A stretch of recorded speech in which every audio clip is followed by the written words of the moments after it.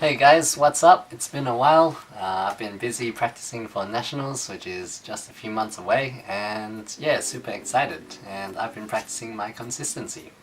So yeah, in this video I'm going to talk about speed versus consistency. And yeah, as a new yo-yo player wanting to join competitions and stuff, I think this video will be relevant. And yeah, I just want to talk about why you should work on your consistency rather than speed. So, without further ado, let's get into my PowerPoint presentation, my awesomely made one, on why consistency is better than speed in yo-yo contests for technical evaluations, presented by me, Jonathan Lee. Okay, a brief introduction. I competed at ANYC last year, Australian Nationals, and yeah, I somehow made it into finals. And at that time, I didn't know how. Yeah, there were a lot of better players than me, a lot of faster players.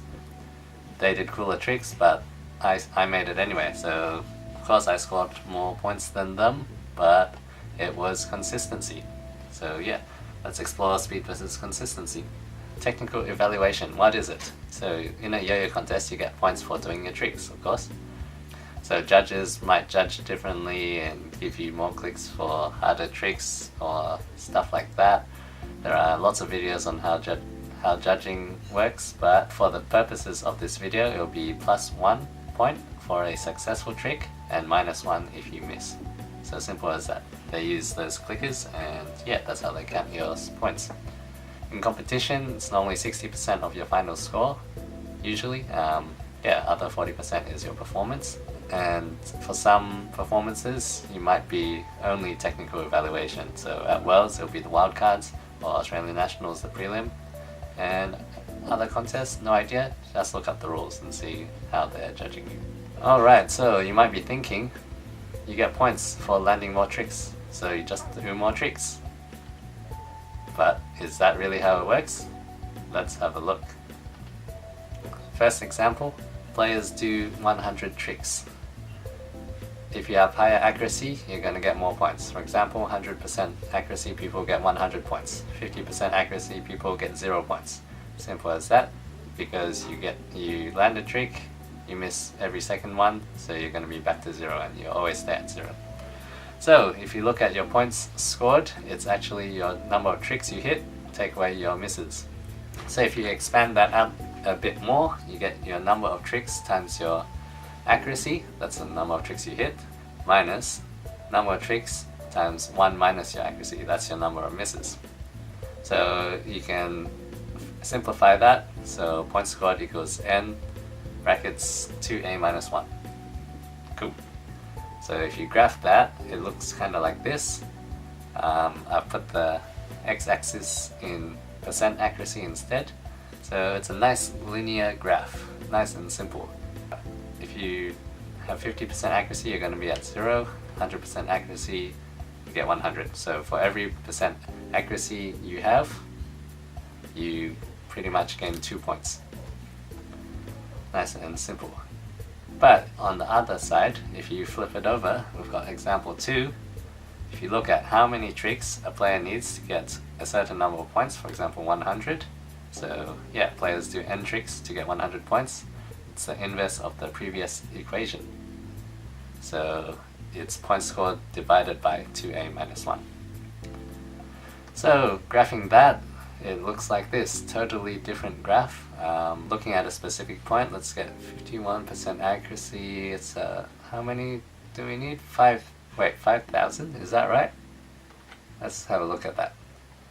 It's 51% accuracy, you're gonna hit 2,550 tricks, that's a lot. But you're also gonna miss 49% of them, which is 2,440. And if you get the difference, it's 100 points. So yeah, that is right.